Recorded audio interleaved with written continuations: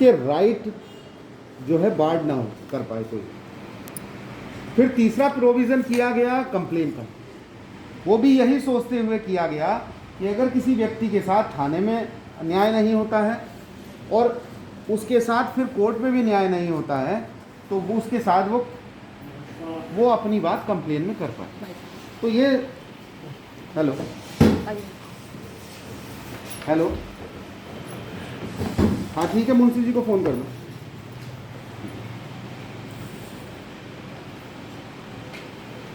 ये सारी चीज़ें सिमिलर हैं। अब रही बात कि प्रथम हम वकीलों के लिए ये सबसे महत्वपूर्ण है कि फर्स्ट इंफॉर्मेशन रिपोर्ट अगर हम लिखते हैं या हम प्रथम सूचना रिपोर्ट में कोई कमी निकालना चाहते हैं, तो हमें दोनों चीज़ों का प्लस माइनस का अंतर पता होना चाहिए। अगर आप प्रथम सूचना रिपोर्ट के लिए कोई एप्लीकेशन ड्राफ्ट कर रहे हैं, तो उसके लिए जो नेसेसरी इंग्रेडिएंट्स हैं, जो उसके आवश्यक तत्व हैं, वो आपके दिमाग में इस तरह होने चाहिए, उसमें आपको डाउट नहीं होना चाहिए कि मुझे क्या करना है।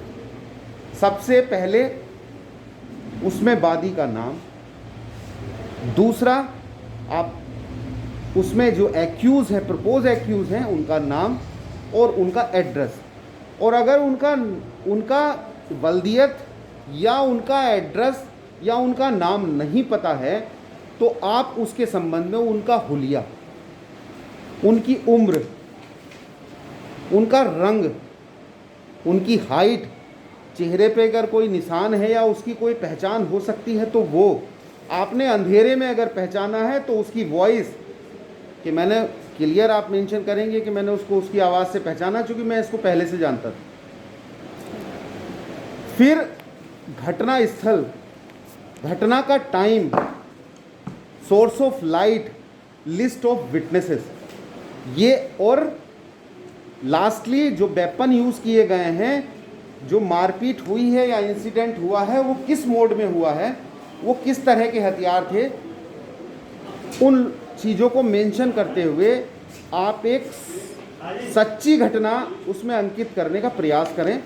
उसमें मैनिपुलेशन अगर करेंगे तो at the time of the cross examination आपका विटनेस गलतियां कर देगा और उसका फ़ायदा निश्चित रूप से डिफेंस ले जाएगा। तो ये कोई बहुत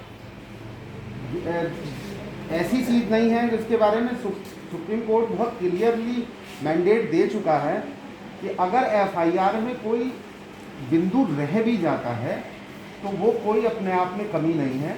वो सीधा सीधा वर्डिक्ट उन्होंने दिया है कि एफआईआर और the complaint is not a encyclopedia of the offence. तो इसमें कोई ऐसा बिंदु नहीं है, लेकिन एक विशेषज्ञ के नाते आप ये चीज़ें जो है मेंशन उसमें करें। इन जो जो चीज़ें हैं, एक मोटिव पार्ट होता है, अगर कोई पुरानी दुश्मनी चल रही है तो उसका भी जिक्र होना वहाँ पर अति आवश्यक है। तो ये सब चीज़ें उसमें हैं। बाकी मैं अपनी बाड़ी को विराम दूँगा। बस एक छोटा सा प्रश्न मतलब ये रहता है कि एफआईआर की उपयोगिता कहाँ तक है, ये ज़रा सा प्रश्न बनता है कि ट्रायल में हम उसे कहाँ उसको उपयोग कर सकते हैं। देखिए, क्योंकि चार्ज में पलट जाती हैं या जो भी एफआईआर में, हाँ, वेरी इंटेलिजेंट एविडेंटली वैल्यू। देखिए, एक टर्मिनोलॉजी होती है, एक टर्मिनोलॉजी है, लीगल टर्मिनोलॉजी है, सब्सटेंशियल पीस ऑफ एविडेंस। जी, जब हम जजमेंट की सीमा तक नहीं पहुंचते हैं, it is the stage of the cognizance, at the stage of the investigation, at the stage to frame the charges. यहाँ पे कानून के सोचने का जो नजरिया है वो केवल सीमित है prima facie offence is made out और नोट, प्रथम दृष्टया अपराध बन रहा है या नहीं बन रहा है, ये यहाँ तक सीमित है। जब जजमेंट आ जाता है, जजमेंट की स्टेज पे आते हैं, तो जजमेंट में हमें ये जो जुडिशियल ऑफिसर है वो ये देखता है कि सब्सटेंशियल पीस ऑफ एविडेंस इस केस में है कि नहीं। अब एफआईआर 161 का बयान, 164 का बयान, these are not the substantial piece of evidence. No one can convict at the FIR, at the 161, at the 164.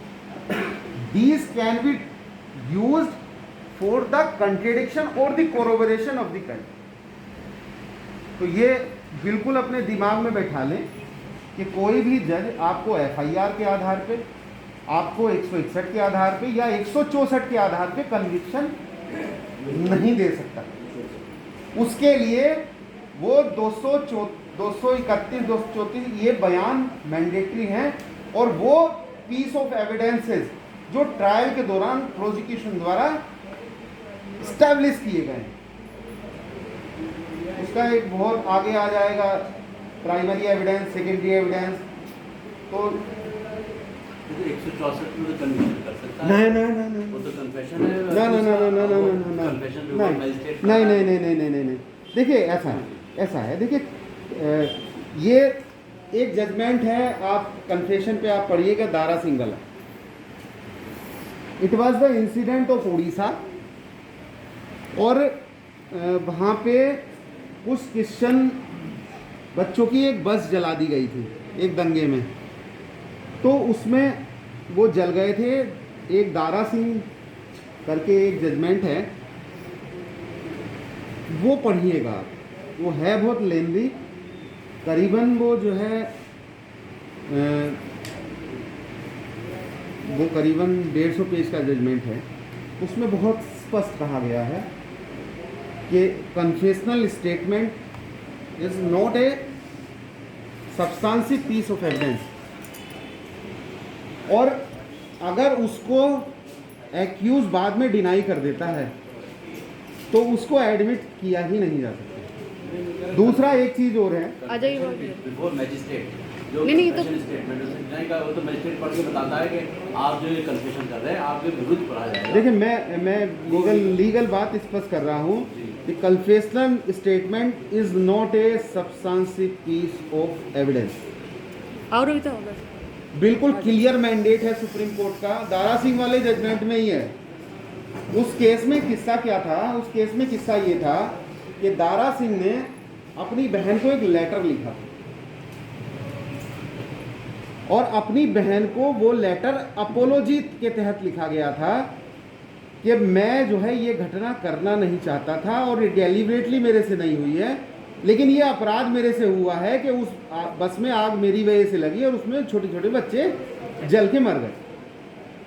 वो लेटर के आधार पे उस व्यक्ति का कन्फेशनल स्टेटमेंट कराया गया था और उसको केवल उसी के आधार पे कन्विक्शन दिया गया। लेकिन यहाँ पे ये मत गलत सोचिएगा कि he had not been convicted at the statement of his confessional, he had been convicted at the letter which had been drafted by him.